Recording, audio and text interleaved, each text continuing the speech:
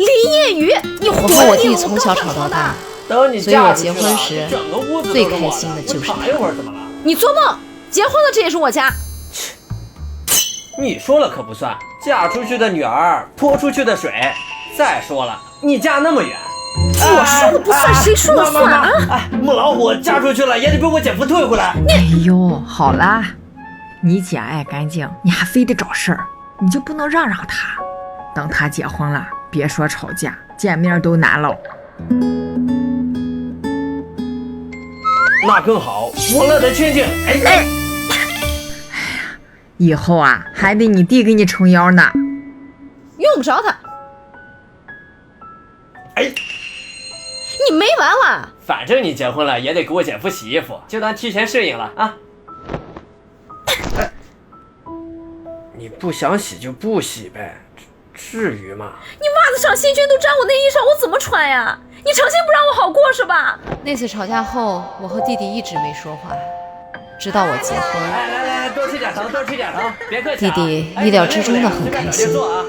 臭小子，我结婚他开心坏了。接亲了，走，快进门。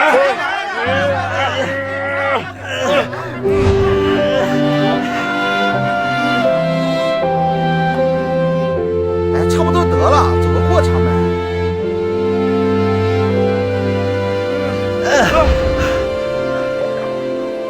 嫁给我吧。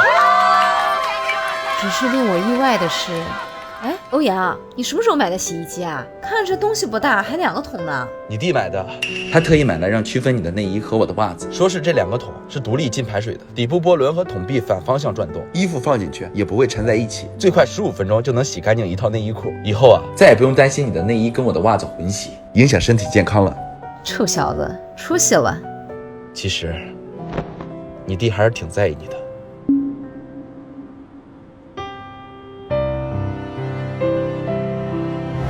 你那么使劲堵门干什么？做个过场的事儿。我就是不想他那么轻易把我姐娶走，我舍不得。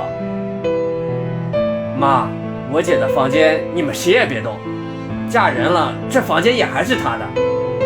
姐夫，我姐有洁癖，你的袜子跟我姐的内衣以后就用这个美的双子座分区洗衣机洗。我做过功课了，它最高95度高温煮洗，搭配银离子，能双桶双加热。我姐应该会喜欢的。你怎么不亲手送给你姐？我不好意思。姐夫，我就这么一个姐，她虽然脾气臭了点，但你要是敢欺负她，我可饶不了你。